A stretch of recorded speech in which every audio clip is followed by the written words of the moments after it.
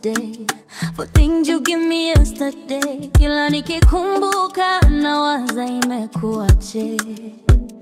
Umeshika hisia zangu, umeshika mawazo yangu, umeishika akili yangu, ninakuwaza mpenzi wangu.